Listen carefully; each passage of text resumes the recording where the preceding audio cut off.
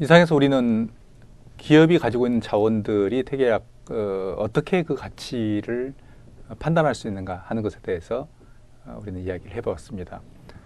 그런데 기업이 왜 자신이 가지고 있는 어떤 가치나 역량에 대해서 그렇게 집착할까? 그리고 왜 그걸 획득하기 위해서 노력할까 하는 것에 대해서 우리가 좀 생각할 필요가 있습니다.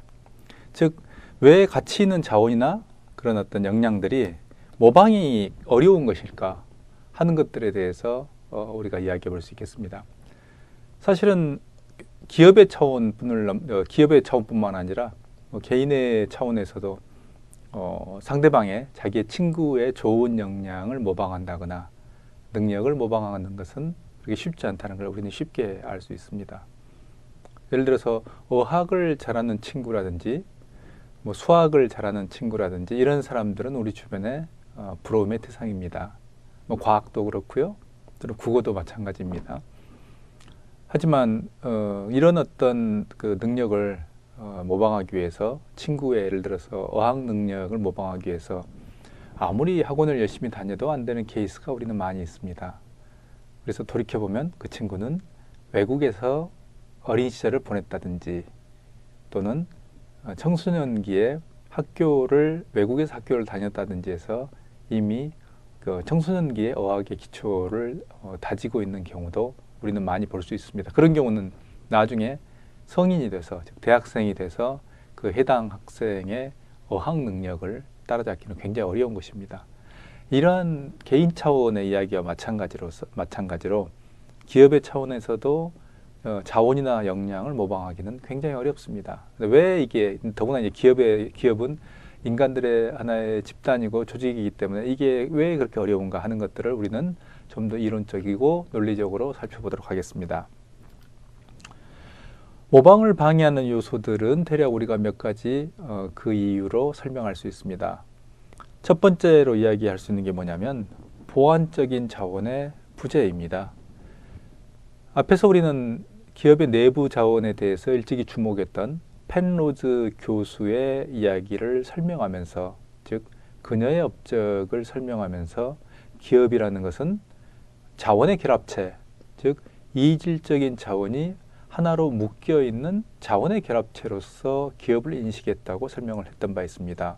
그래서 제품이나 서비스, 즉 기업이 제공하는 특정 제품이나 특정 서비스, 예를 들어서 삼성의 갤럭시 S7이라든지 아니면 네이버의 구글 같은 이런 네이버나 구글 같은 어떤 검색 서비스라는 것은 단일한 하나의 몇몇 개인이 모여가지고 몇몇 개인들의 어떤 집합체에서 하는 게 아니고 복합적인 자원과 역량이 결합되어 있다는 것입니다. 그렇기 때문에 하나의 제품이라는 것은 그 제품을 만들기 위해서는 여러 가지 복합적인 기술과 노하우가 필요하다는 것을 우리는 쉽게 알 수 있습니다. 즉 기술의 복합체로서 우리가 하나의 기업을 판단하고, 또는 특히 하나의 제품을 판단할 때, 예를 들어서 옆에 있는 그림이 있습니다만 구글의 무인 자동차의 재원을 보면 예를 들어서 광선 레이더가 있습니다. 그래서 예를 들어서 거리라든지 이동을 감지하는 장치, 회전하는 센서가 이제 지붕에 달려서 이게 이제 돌아가면서 계속 그걸 하는 거죠. 그 다음에 컴퓨터가 있고요. 그래서 컴퓨터가 있어가지고 이게 이제 나중에는 AI의 형태가 될 것입니다만 운행과 관련된 정보를 수집하고 서버하고 교신하면서 계속 조작을 지시하는 이런 것입니다. 결국에는 서버가 정보를 처리해서 운전을 어떻게 할 것인가, 왼쪽으로 갈 것인가, 오른쪽으로 갈 것인가, 이런 것들을 판단하는 하나의 지시를 내리게 된다는 것입니다. 그 다음에 위치 파악기, 상태의 운동 상태를 감지하고, 그다음 전파 탐지기, 그다음 장애물의 이동을 감지하는 거죠. 그 다음에 수동 조작 전환 장치, 그럼 비상시에 결국에는 버튼을 누르면 만약에 정말 위험한 상황이 돼가지고 버그가 생겼다, 근데 사람이 운전할 수 없다, 즉 자동 운전밖에 안 된다, 이러면 이건 정말 아마 공포스러운, 아마 공포 영화에 나오는 그런 상황이 될 거고, 바로 이 부분이 지금 무인 자동차에서 문제가 되는 그런 거죠. 즉 해커들이 서버를 해킹해가지고, 즉 자동차의 그런 어떤 CPU에 들어와서, 또는 자동차의 그런 어떤 알고리즘에 들어와서 해킹을 할 경우 어떻게 할 것인가 하는 것들이 굉장히 심각한 향후에도 문제가 될 수 있습니다. 경우에 따라서는 자동차가 살인의 도구가 될 수도 있습니다. 무인차 탈 때 한 번쯤 그런 것들을 생각해 볼 필요가 있겠죠. 뭐 비디오 카메라 이런 겁니다. 그러면 이런 하나의 기술의 복합적인 어떤 걸 가지고 예를 들면 무인 자동차에 들어가겠다, 어떤 진입을 하겠다고 했을 때, 그러면 예를 들어서 하나의 뭐 수동 조작 전환 장치 이거 하나만 가지고 있다든지, 아 저게 아마 구글의 무인 자동차의 힘적인 어떤 역량인 것 같다라고 해서 이것만을 모방을 해서 이것만 이 기술만을 개발한다라든지 해도 그게 안 된다는 것입니다. 왜냐하면 이런 어떤 각각의 요소들, 예를 들어서 특히 어떤 CPU를 통한 즉 이런 알고리즘 결국에는 운전을 어떻게 할 것인가 판단하는 이런 서버, 이게 굉장히 이제 복잡한 정보가 들어있을 것입니다만 이런 것들하고의 각각의 요소들이 함께 들어있어야 된다는 걸 이야기했습니다. 그러니까 하나의 어떤 제품을 모방한다는 것은 그 자원의 덩어리를 통째로 모방해야 되는데 장의 자원 덩어리의 일부만 가지고는 안 된다는 이야기죠. 이런 어떤 이슈와 관련돼서 아마 테슬라의 최근에 어떤 자율주행차가 충돌 사고를 일으켜서 전 세계에 충격을 주었습니다. 테슬라는 자율주행차가 결국에는 여기 이제 핵심 이슈는 뭐냐면 이 트럭이 이렇게 오다가 이 트럭 부분하고 충돌을 했습니다만, 테슬라가 그 당시에 운전자가 대략 한 시속 200km로 달리고 있었다고 그렇게 보도가 되어 있습니다. 그래서 운전자는 시속 200km 상태에서 자동 운전 모드로 놓고 그 차를 달리게 하고 있었는데, 차를 주행하고 있었는데, 근데 결국에는 이 트레일러 뒷부분에 충돌하고 난 다음에 이 상태에서 참 사람들이 충격을 받은 게 브레이크가 차량하고 충돌했는데도 작동을 하지 않았다는 것입니다.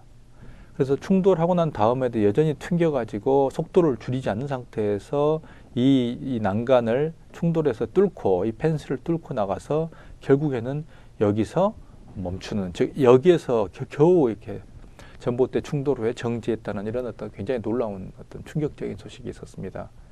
근데 결국에는 그 원인을 찾아봤더니 테슬라가 밝힌 것은 이 트레일러 색깔이 결국엔 하얀색 계통의 트레일러의 색깔이었는데, 이 뒷부분이죠.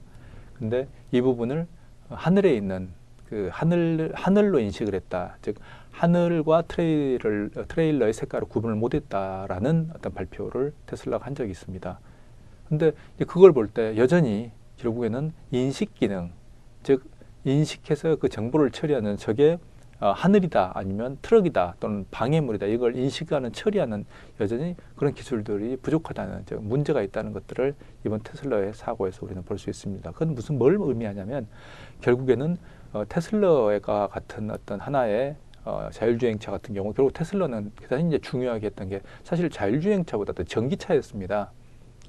전기차에서 배터리를 결국엔 전기 배터리를 사용하면서 결국에는 그 가솔린 엔진, 즉 내연기관을 완전히 대체하는 그런 개념으로 진입을 했습니다만, 아직은 거기 이제 플러스 자동운전, 자율주행 기능 이걸 이제 집어넣었습니다만, 결국에는 테슬라의 핵심은 결국엔 전기 배터리를 사용하는 전기차였습니다. 그러면 결국에는 어떤 회사가 테슬라의 이런 자율주행차를 모방을 한다고 했을 때는 전기하고 배터리에 대한 어떤 기술뿐만 아니라 이런 어떤 자율주행에 대한 기술 두 가지를 같이 모방을 하거나 아니면 자율주행차를 버리고 전기차만을 모방하거나 이런 어떤 선택을 해야 된다는 것입니다. 그래서 테슬라조차도 어떤 자동차라는 어떤 기술의 복합체에서 여전히 부족하다는, 즉 자율주행차라는 아직은 그 하나의 완성된 제품으로 보기는 어렵다는 것을 보여주는 비극적인 사고였습니다. 그래서 자율주행차에 대한 뜨거운 논란 중에 하나가 이제 구글의 이슈입니다만, 결국에는 미국에서 지금 논란이 되고 있는 게 운전자 탑승을 의무화하는 이슈가 있습니다.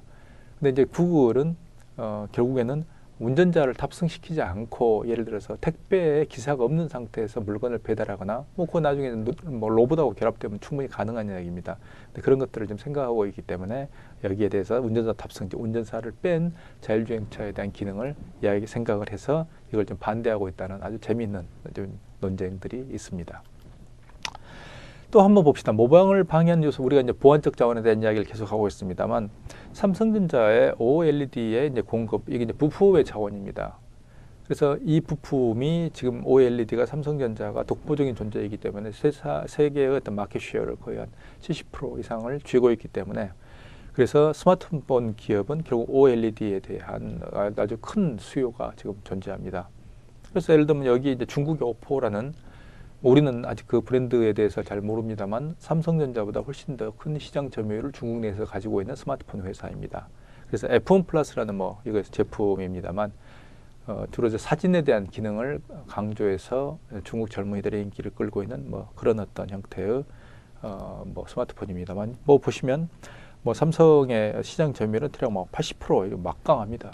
그런 상태에서 결국 현재 삼성전자의 어떤 OLED의 공급량이 한정되어 있기 때문에 샤오미라든지 뭐 다른 스마트폰 회사에도 굉장히 이제 많은 회사에 공급을 하고 있습니다만 결국 공급량이 충분하지 못하기 때문에 결국에는 충분히 이제 결국에는 제한적으로 공급할 수 없는 그런 상황에 놓여 있습니다. 그러면 결국에는 스마트폰을 제조하고자 하는 예를 들어서 삼성의 어떤 갤럭시라든지 예를 들면 애플의 아이폰을 모방해서 뭔가를 만들고자 하는 그런 회사 같은 경우는 일단 OLED의 공급을 어떻게 할 것인가 하는 것들에 대한 판단을 좀 해야 되고 결국 OLED를 개발할 것이냐 외부 조달할 것이냐 즉 내부에서 생산할 것인가 자체적으로 생산할 것인가 하는 것들에 대한 의사결정을 해야 될 것입니다. 그런 경우에 예를 들어서 OLED 자체를 자체 생산하려고 즉 부품의 일부를 생산할 경우도 결국 삼성전자가 가지고 있는 어떤 압도적인 어떤 기술력이라는 노하우를 따라갈 수가 없기 때문에 이런 점에서 결국에는 이 디스플레이라는 그런 어떤 보완적인 하나의 기술이나 부품에 대한 대안이 없는 상태에서는 스마트폰이라는 하나의 제품을 모방하려고 해도 잘 안 된다는 것을 우리는 쉽게 알 수 있습니다. 그래서 이상을 정리하면 결국에는 기업은 자원이나 역량의 덩어리, 즉 자원이나 역량의 복합체라는 그 개념을 우리가 이해하는 게 대단히 중요할 것입니다. 두 번째, 모방을 방해하는 요소들에 대해서 우리가 지금 공부를 해보고 있습니다만 두 번째로 문제가 되는 게 인과관계의 모호성입니다. 자, 어떤 그 기업이 성공했습니다. 그 기업에 대해서 모방하고 싶습니다. 근데 그런 경우에 저 기업이 왜 성공했지? 왜 실패했지? 뭐 성공 요인도 어렵지만 실패 요인도 굉장히 어렵습니다. 근데 왜 성공했지? 이런 것에 대해서 많은 요소들이 성공 변수로 보인다는 점입니다. 왜 성공했지? 잘 모릅니다. 사실은. 그걸 이제 경영학자들이 특히 이제 저 같은 전략을 하는 학자들이 기업의 성공 요인을 분석하기 위해서 계량적인 어떤 데이터 분석을 하거나 아니면 케이스 스터디를 하거나 굉장히 다양한 방법을 우리가 쓰고는 있습니다만 이 변수를 검증하기는 굉장히 곤란합니다. 즉 인간 사회에서 인간이나 즉 사회, 국가, 기업 여기에서 이제 성공 요인을 일반화시키기가 굉장히 어려운 건 뭐냐면 자연과학과 달리 공학이나 자연과학과 달리 이걸 동일한 상황에서 반복적으로 이걸 재현하기가 불가능하다는 것입니다. 인생을 두 번 살 수 없습니다. 기업도 똑같은 제품을 똑같은 환경 속에서 만들어내 가지고 그걸 똑같이 출시해서 시험을 할 수 없습니다. 왜냐? 예를 들면 이번에 뭐 갤럭시 같은 경우도 그랬죠. 똑같은 상황에서 구현을 해보려고 그러는데 뭐 결국 잘 안 됐습니다만 사용자들이 첫 번째 제품을 샀던 사용자하고 다음에 리콜 선언을 하고 난 다음에 그 제품을 사용한 사용자는 이미 다릅니다. 기억도 다릅니다. 사회적 반응도 다릅니다. 여론의 반응도 다르고 언론도 다릅니다. 이런 상태에서 반복적으로 동일한 조건을 구현하기가 굉장히 어렵다는 이런 어떤 문제들을 가지고 있습니다. 그러면 여기서 이제 이런 거죠. 삼성이나 네이버가 어떻게 글로벌 기업이 되었을까요? 뭐 항상 우리들은 결과론을 이야기합니다. 삼성이 뭘 잘했습니다. 뭐 인재가 훌륭합니다. 뭐 삼성은 전략적 결정이 뛰어납니다. 뭐 경영자 리더십이 있었습니다. 뭐 여러 가지 말이 많습니다. 뭐 그리고 뭐 어떤 해외에 적정한 시기에 진출했습니다. 자, 네이버는 왜 글로벌 기업이 되었을까요? 네이버 같은 경우는 뭐 글로벌 기업이라보다 네이버는 지금 뭐 라인을 통해서 특히 이제 글로벌로 이제 확장을 하고 있습니다만 특히 이제 국내 시장만을 볼 때도 어쨌든 뭐 네이버는 글로벌로 볼 때도 상당히 이제 존재감이 있습니다만 근데 왜 그랬을까요? 했을 때 뭐 이해진 의장이 굉장히 그 리더십이 있었습니다. 뭐 선견 지명이 있었습니다. 여러 가지 뭐 그 좋은 인재들이 많이 돌았습니다. 뭐 많은 또 이야기들이 있을 거예요. 최근에 이제 라인이 성공한 다음에는 그 실질적으로 라인에 대한 보상 체계 즉 이해진 의장보다 훨씬 이해진 의장의 거의 2배에 가까운 스톡 옵션 즉 거의 4천억에 가까운 돈을 실제로 라인의 대표에게 주었던 그래서 많은 사람들에게 감동을 주었던 그런 케이스가 있었습니다만 그런 게 라인의 성공을 이끌지 않았을까요? 라고 하지만 실제로 라인을 보면 일본 시장에서 어떤 후쿠시마 대지진 때 라인이 굉장히 중요한 커뮤니케이션 도구가 되었다는 것들이 검증되었다는 또 이런 외적 환경도 있습니다. 어떻게 라인이 뭐 후쿠시마의 어떤 지진을 예측하거나 또는 지진을 뭐 어떻게 사전에 뭐 준비하거나 이건 뭐 불가능한 이야기죠. 근데 뭐 삼성도 뭐 그런 똑같은 거고요. 삼성이 뭐 D램에 있어서 아주 초기 단계에 들어와서 무려 8년의 세월 동안 적자를 기록하면서도 끈질기게 버텼던 그건 정말 이병철 회장의 정말 끈기라고 볼 수 있습니다만 근데 그런 것들이 결국에는 글로벌 기업이 되었습니다. 그럼 끈기가 원인일까요? 그럼 다른 기업은 끈기가 없나? 이런 어떤 굉장히 복잡한 어떤 우리들의 논란에 휘말리게 됩니다. 그럼 뭘까요? 타이밍일까요? 우리가 이제 이론적으로 이제 뭐 그런 거죠. 타이밍, 뭐 정부 정책, 전략, 내부의 사람들, 뭐 어떤 많은 요소들이 있는데 때로는 모든 요소일 수도 있고 때로는 모든 요소가 아닐 수도 있습니다. 이럴 때 어떤 기업이 예를 들어서 LG전자가 자 우리도 삼성전자와 같은 그런 어떤 글로벌적인 어떤 전개를 해보고 싶다. 글로벌적인 제품 경쟁력을 가지고 싶다. 그러면 우리가 무엇을 준비해야 될까요? 자 삼성전자 어떤 역량과 어떤 자원을 모방을 해야 될까라고 들여다봤을 때 인과관계의 모호성 속에서는 뭘 해야 될지 모른다는 것입니다. 타이밍이 좋을 수도 있고요. 예를 들면 네이버가 시장 진입했던 건 초기였습니다. 지금 어떤 검색 엔진이 들어와도 사실은 굉장히 어렵습니다. 네이버처럼 되기가. 심지어 구글조차도 한국 시장에서는 뭐 힘을 못 쓰지 않습니까? 야후는 이미 아웃됐고. 이런 상태에서 거의 이제 독점적인 지배력을 가지고 있는 네이버 앞에서 즉 후발자가 성숙 산업에 들어오는 것은 이건 거의 의미가 없는 일이라고 볼 수도 있습니다. 즉 새로운 어떤 제품의 어떤 이제 저희들은 전문 용어로 이제 아키텍처라는 말을 씁니다만 제품 아키텍처에서의 혁신을 불러일으키지 않고는 시장 진입하는 게 크게 의미가 없다고 볼 수 있습니다. 그다음에 정부 정책의 이슈일까요? 근데 네이버는 뭐 삼성은 사실은 D램에 들어올 때도 초기 단계에서는 정부의 협력을 별로 얻지 못했고 네이버도 뭐 정부 정책하고는 별로 관계가 없는 회사 그동안의 성장 과정에서는 회사였습니다. 그러면 예를 들면 정부 정책을 볼까요? 아니면 전략의 승리일까요? 이런 어떤 굉장히 복잡한 요소들에 대해서 LG전자는 고민을 하고 분석을 해야 되는데 이게 잘 안 보인다는 즉 인과관계가 안 보일 때 어떤 게 원인인지를 밝혀낼 수 없을 경우에 결국에는 모방이 굉장히 어렵다는 이야기입니다. 그래서 이런 어떤 전략적인 어떤 모호성 때문에 결국에는 우운이라는 아주 재미있는 뭐 이야기가 나옵니다만 이제 하버드 비즈니스 스쿨에서 아주 뭐 재미있는 이건 뭐 우스갯소리일 수도 있습니다만 전략과 혁신 연구에서 대단히 유명한 사람이 클레이 크리스텐센 교수가 있습니다. 뭐 거의 키가 한 180 뭐 이상이 되고 아주 뭐 성실한 그리고 아주 그 좋은 아주 신사인 분이 있습니다만 이분이 하버드 비즈니스 스쿨의 MBA 강의에서 이런 말을 했던 적이 있습니다. 누가 질문했습니다. 기업은 결국에는 기업의 성공을 결정하는 요인이 가장 중요한 요인이 무엇일까요? 이분은 뭐 세계적인 학자이기 때문에 당연히 뭐 그런 질문을 받을 가치가 있겠지요. 이분이 한참 굉장히 이제 소박한 분입니다. 그래서 한참을 생각하다가 한마디 던졌던 게 뭐냐면 운입니다.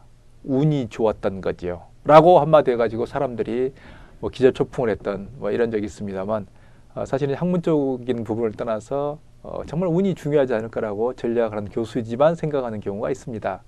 근데 결국에는 이 크리스텐센 교수의 말 때문에 운, 럭 이것 때문에 이제 하버드 비즈니스 스쿨의 교수들 사이에서 조금 구설수에 올랐던 적이 있었습니다만 근데 그럼에도 불구하고 뭐 사실 전략 교수가 운이 좋아서라고 이야기하면 전략 교수가 사실 가르칠 결국 입지가 없어지는 거죠. 그래서 이건 말을 뭐 좀 우리가 이제 일반적으로 말을 하지 않습니다만 이 양반은 굉장히 솔직하고 소탈한 분이기 때문에 이런 어떤 말들을 뭐 농담처럼 던지기도 했습니다만 저도 그래서 가끔 그런 말을 합니다. 기업이 성공하는 가장 중요한 요인은 무엇일까요? 했을 때 크리스텐sen 교수처럼 운이 좋아야 되죠? 라고 말하는 경우도 가끔 있긴 합니다. 소니도 한번 보면 그렇습니다. 소니가 국대 신용 2014년에 결국에는 투자 부적격 기업으로 해서 강등이 된 다음에 이게 이제 2012년에 한번 강등이 되고 난 다음에 결국에는 2년 만에 다시 이제 무디스가 결국엔 투자 부적격이게 돼요. 정크 즉 이건 투자하면 위험하기 때문에 안 된다는 이게 판정입니다. 그래서 소니가 굉장히 이것 때문에 굉장히 국제적인 망신을 당하고 있었습니다. 망신을 당한 바가 있습니다만, 근데 이제 우리도 그렇습니다. 이게 지금 학생들은 이걸 이제 이름만 들었겠지만 이게 소니의 굉장히 유명한 워크맨입니다. 워크맨은 제가 고등학교 그리고 대학 시절에 이건 지금의 아이폰의 한 곱하기 5 정도 될까요? 여러분들이 아이폰을 사거나 아이폰을 가질 수 있는 확률의 곱하기 5, 때로는 곱하기 10이 될 정도로 대단히 놀라운 어떤 아주 드림 디바이스라고 할까요? 가지고 싶지만 비싸서 살 수 없는 뭐 그런 우리가 이제 아이폰을 지금 한 100만 원 따지면 그 당시에 우리가 지금 보면 한 500만 원? 그럼 이 정도 아마 그 500만 원 정도 아이폰이 500만 원이라면 여러분이 아마 느낌이 확 올 겁니다. 정신이 번쩍 들죠? 그것처럼 소니의 워크맨은 정말 가지고 싶었는데 가질 수 없었던 저도 그래서 나중에 이걸 대학 입학 선물로 정말 받고 싶었는데 그때 아버님이 이걸 사주시겠다고 그래서 기다렸는데 결국에는 집에 사오신 것은 그 당시에 이제 LG 전에 이제 이 골드스타 금성이었습니다만 금성의 이런 휴대용 플레이어를 사가지고 저에게 주신 적이 있어서 그때 굉장히 좀 실망스러운데 아버님은 뭐 너무나 태연하게 말씀하시더라고요. 그때 이제 금성의 이 워크맨을 금성의 이제 플레이어를 듣고 보시되 음질 훌륭하네라고 말씀하셨는데 음질은 뭐 물론 훌륭했던 것 같습니다만 그래도 그래서 워크맨은 허리에 차고 다니는 기계였고 다른 어떤 브랜드 뭐 국내 브랜드도 그렇고 다른 회사의 브랜드는 집에서 구석에 처박혀서 듣는 이 거리에서 듣는 음악과 집에 처박혀서 듣는 이 굉장히 중요한 좀 차이가 있었습니다. 근데 그 천하의 소니가 2014년에 무디스에서 정크로 즉 이건 투자가 위험하니까 투자를 해서 안 된다는 정도의 평가를 받았습니다. 자, 그럼 뭘 성공했고 왜 실패했을까요? 왜 소니는 워크맨 같은 그런 어떤 뛰어난 제품을 만들었는데 결국엔 이런 실패에 직면해서 이런 수모를 당해야 될까요? 이런 것들에 대해서 예를 들면 소니가 실패에 대해서 우리는 무엇을 배울 건 굉장히 많은 요인이 있습니다. 조직이 잘못되기도 했고 CEO의 문제도 있었고 창업자들이 죽은 다음에 후계자들의 문제도 있었고요. 그다음에 제품 개발의 역량이 떨어지기도 했었고요. 사람의 어떤 초기 단계 혁신 기업으로서의 가졌던 전투력이 많은 것들이 있습니다. 이런 걸 참 알기 어렵다는 거죠. 자, 모방을 방해하는 요소들의 다음 세 번째, 기업이 처한 역사적 조건의 차이입니다. 자, 우리가 애니메이션 하나를 좀 보면서 이거에 대해 생각을 해보겠습니다. 여러분 혹시 애니메이션 프랑스 애니메이션인데 굉장히 유명한데 봤는지 모르겠습니다. 그래서 키리쿠라는 굉장히 재미있는 애니메이션입니다. 그걸 한번 보면서 우리가 잠깐 좀 생각을 해보겠습니다.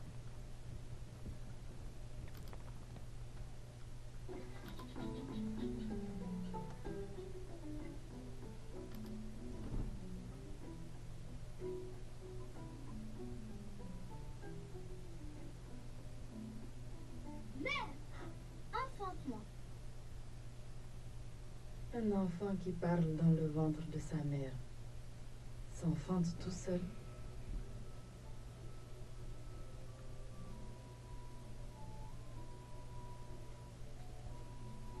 얘가 태어난 장면이죠. Tu n'es pas mon neveu. Je viens de quitter ma sœur qui n'avait pas encore accouché. Maintenant, c'est fait. C'est moi. Je viens t'aider à combattre Caraval la sorcière. Ne dis pas de sottises. Il n'est pas question que tu m'accompagnes. Disparais, petit. Les sorciers, nous avons perdu le dernier guerrier qui nous restait. De mon temps.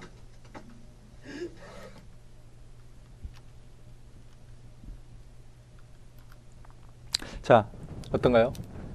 키리쿠를 안 본 학생들은 한 번쯤 이걸 좀 보기 바랍니다. 그래서 이걸 때로는 키리쿠에 대해서 과거에서는 전략 시간에 이걸 보게 하고 숙제를 내주거나 한 적도 있습니다만 우리가 이제 키리쿠를 보면서 가장 인상적으로 보는 것은 물론 스토리라인도 굉장히 훌륭합니다만 그 색채에 대한 이슈입니다. 그래서 아래에 이게 이제 키리쿠에 나오는 그런 화면입니다만 예를 들어서 우리 애니메이션들을 예를 들어서 뭐 마징가 Z도 있었고 최근에 이제 검정고무신 뭐 이런 것도 있습니다만 그것과 비교해 볼 때 이런 어떤 색상들 그러니까 굉장히 이런 원색들을 키리쿠에서 많이 쓴다는 걸 볼 수가 있습니다. 그래서 예를 들어서 이런 분홍색 계통의 어떤 색깔도 있고요. 그리고 대비 색깔이 어떤 파란색 계통과 원색의 붉은색 계통을 대비시키는 그 강렬한 색채들이 있습니다. 이런 것들이 왜 우리하고 차이가 날까? 사실 애니메이션의 수준이 뭐 프랑스가 높고 한국이 낮고 이런 이슈가 아니라 왜 이런 차이가 날까 하는 것들에 대한 우리가 이야기를 좀 해볼 수 있습니다만, 결국은 이건 이제 프랑스 애니메이션이나 배경을 보면 결국 아프리카를 배경을 하고 있고, 색감들이 아프리카의 결국엔 자연이라든지 아프리카의 환경을 그대로 이걸 반영해서 만들어진 걸 볼 수가 있습니다. 그럼 프랑스하고 한국하고 왜 그런 차이가 났을까요? 라고 생각을 해봤을 때 결국에는 가장 중요한 원인으로 생각할 수 있는 것들은, 프랑스는 아프리카의 식민지를 가지고 있었고 지금도 아프리카하고 굉장히 많은 인적 교류를 하고 있다는 점을 들 수 있습니다. 그래서 한국의 애니메이션, 그렇기 때문에 프랑스의 애니메이션 제작자들은 아프리카적인 이런 요소를 결합시켜서 흡수해서 자신들의 문화적인 어떤 토양으로 만들기가 굉장히 쉬운 환경이라는 겁니다. 반대로 우리는, 그리고 아프리카는 여기서 이제 보면 기후도 그렇습니다만 대단히 항상 덥고, 그리고 좀 사막도 있고 황폐하고 뭐 이런 거. 우리 같은 경우는 항상 뭐 소나무 같은 경우 사시사철 녹색으로 돼 있고요, 푸른색이고, 그리고 여름은 덥지만 겨울은 눈이 오고, 이런 어떤 차이들이 표현이 다르다는 것입니다. 그러면 우리가 이런 키리쿠를 보고 똑같은 형태의 애니메이션을 만들려고 노력을 할 때도 이런 색감을 만들어내기는 대단히 어렵다는 것입니다. 그래서 이게 이제 세 번째, 기업이 찬 역사적 조건의 차이라는 것은 모방을 대단히 어렵게 한다라는 이야기로 우리가 생각할 수 있겠습니다. 그럼 네 번째 요소는 사회적인 어떤 복잡성입니다. 사회가 굉장히 복잡한 요소로 구성되어 있다는 것입니다. 즉 기업 자체만으로 해결될 수 없는 사회적 요소가 작동을 하고 있다는 것입니다. 결국은 뭐 인간도 사회적 동물이지만 기업도 사회적 존재라고 생각할 수가 있습니다. 그래서 보완적인 사회 시스템들이 존재를 해야만이 결국에는 이런 것들이 작동을 한다. 이렇게 우리가 논리적으로 설명을 하는 거죠. 과거 여러분들은 이제 기억이 거의 없을 것입니다. 전사적 품질 관리, QC, 퀄리티 컨트롤이라고 불렀던 전사적 품질 관리 운동이 우리나라 1970년대, 여러분이 훨씬 태어나기 전인 1970년대부터 80년대에 걸쳐서 우리나라에 있었습니다. 근데 QC라는 것은, 이 퀄리티 컨트롤이라는 것은 뭐 태어난 건 미국에서 태어났습니다만, 이게 실제로 제품의 어떤 품질을 개선하는데 가장 강력한 효과를 발휘했던 게 바로 일본이었습니다. 일본 독자적인 QC의 어떤 시스템을 만들어서 그걸 전체적으로 각 기업에 보급을 했고, 그게 일본 기업의 어떤 제품 품질을 끌어올리는데 아주 굉장히 큰 어떤 영향을 미쳤습니다. 그걸 우리 한번 그 QC 운동을 보기로 하죠.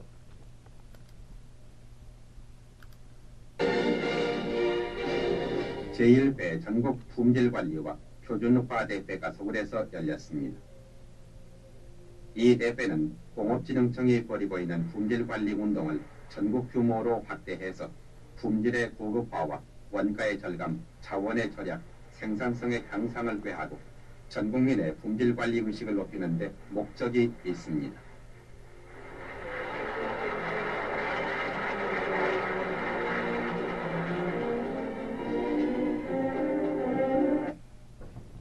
어때, 재미있었나요? 우리도 이런 과거에 지금 이제 품질관리 상을 주는 시상하는 장면입니다만, 여러분들 눈에는 이게 무슨 구석기 시대 우리가 영상처럼 보이겠죠. 하지만 이게 우리의 오늘날의 한국을 만들어낸, 오늘날 한국의 위상을 만들어낸 그다음 굉장히 우리 앞세대의 뼈아픈 굉장히 큰 노력이었습니다. 굉장히 큰 희생들이 있었던 거죠. 그래서 이거 이제 품질 관리를 이제 하는 게 이제 이런 어떤 품질 관리에서 제품의 품질을 올리는 게 QC였습니다만, 결국에는 이게 한국에서는 대부분 잘 되지 않았습니다. 즉 일본만큼의 성과가 안 나왔습니다. 왜 그럴까요? 하는 어떤 이슈인 거죠. 왜 품질 관리라는 게 결국에는 전사적으로 그렇게까지 힘을 쏟았는데도 잘 안 되는가 하는 것들입니다만, 결국에는 이걸 이제 우리나라하고 사실 일본보다도 일본과 이제 미국의 그런 노동자들의 어떤 작업 차이, 그들의 의식의 차이를 보면 이런 것들이 좀 쉽게 이해할 수 있습니다. 자, 채플린의 영화가 이제 모던 타임즈가 있는데 이걸 한번 보면서 우리가 좀 생각을 해보겠습니다. 모던 타임즈는 정말 역사의 길이 남을 명작입니다.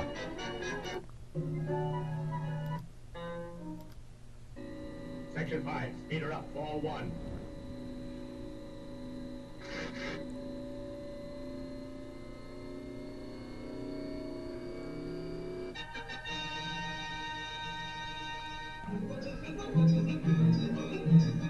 Attention, forward.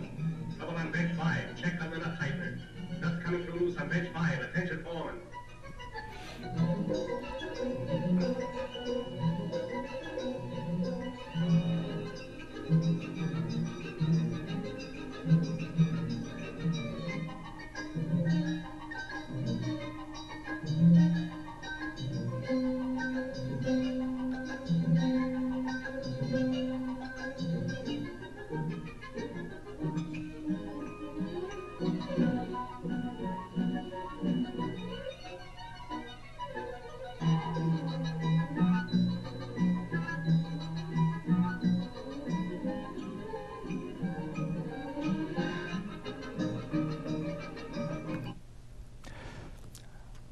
사실 채플린 영화는 한편 이건 이제 코미디, 즉 이제 희극 영화지만 그럼에도 불구하고 이 채플린 영화는 굉장히 많은 메시지를 좀 담고 있습니다.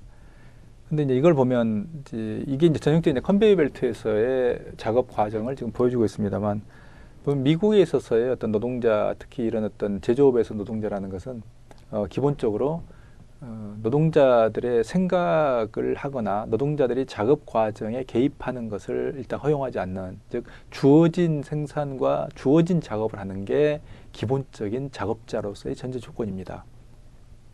왜냐하면 미국은 기본적으로 이민 사회이기 때문에 교육의 질이라든지 이런 게 천차만별입니다.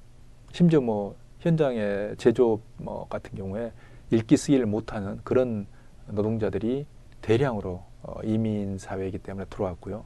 그래서 그런 경우에 과연 이분들을 이제 어떤 식으로 공장에서 작업을 시킬 건가 하는 이슈에서 이분들을 가능하면 작업을 분단해서, 즉 작업의 분업을 통해서 주어진 작업만을 주어진 시간에, 즉 주어진 시간에 주어진 작업을 해서 주어진 생산을 하는, 방금 채플린에 나오는 모던 타임스에 나오는 이런 형태의 어떤 작업의 분할을 이룩했습니다.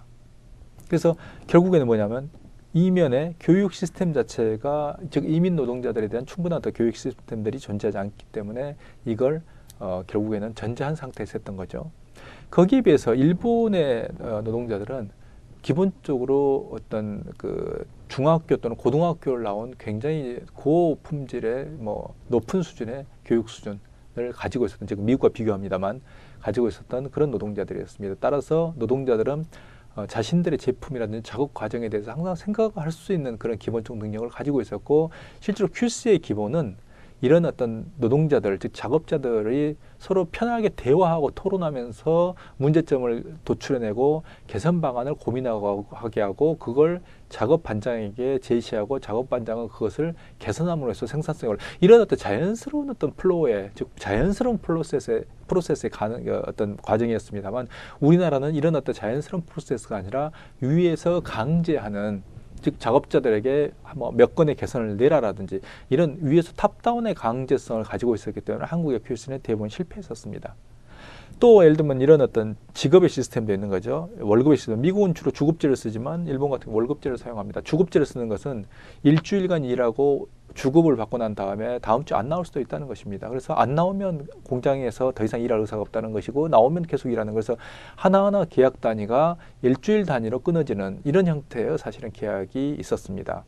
그런데 월급이라는 것은 일정하게 정기적 예측 가능성을 가지고 있는 어떤 시스템이기 때문에, 그러면 공장에 계속적으로 일할 수 있다는 의사를 가지고 있고 회사도 그걸 충분히 알고 있고 인지하고 있다는 것을, 즉 고용에 있어서 안정성 자체가 근본적으로 다르다는 특징도 있습니다.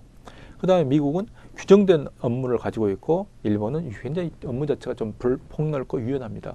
예를 들어서 굉장히 재미있는 일화가, 미국의 공장에 한국뿐만 아니라 이제 일본의 공장들이 미국으로 이제 이주하고 이랬습니다만, 자동차 공장들이 이제 그런 거죠. 근데 일본에서는 공장에 쓰레기가 주워 있으면, 우리도 뭐 그렇습니다만 누구나 쓰레기를 줍습니다. 근데 미국에서는 작업자가 쓰레기를 줍는 순간 청소부가 와서 화를 내고 항의하다는 겁니다. 왜? 너는 왜 내 일을 해서 내 잡을 뺏으려 하느냐라는 것이죠. 즉 작업자들이 공장을 청소하게 되면 청소부들이 직업을 잃는 이런 어떤 사태가 발생하는 것입니다. 이것은 결국에는 이런 규정된 직무, 즉 자기가 정해진 직무만을 해야 되고, 그리고 실제로 이제 일본처럼 유연하게 자기의 직무 범위가 넓고 때로는 다른 직무를 할 수도 있는, 이걸 이제 다능공화 또는 유연한 직무 시스템 이렇게 부릅니다만, 그것과 근본적으로 좀 다르다는 것입니다. 그래서 공장 어떤 미국 청소부의 어떤 일화라는 것은 굉장히 어떤 재미있는 그런 사례를 좀 보여주고 있습니다. 이런 것들이 결국에는 사회적인 이런 어떤 보완적인 시스템들이 존재하느냐 안 하느냐에 따라서 기업이 결국에는 QC에서 우리가 이상에서 살펴본 것 같이 아무리 그걸 노력을 해도 결국에는 그걸 도입할 수 없는, 즉 한국 같은 경우는 결국 탑다운으로 모양만 QC고 실질적인 그들의 노동자들의 자발성을 끌어내지 못했던, 그건 미국도 마찬가지였습니다. 그런 케이스를 좀 우리가 볼 수가 있습니다.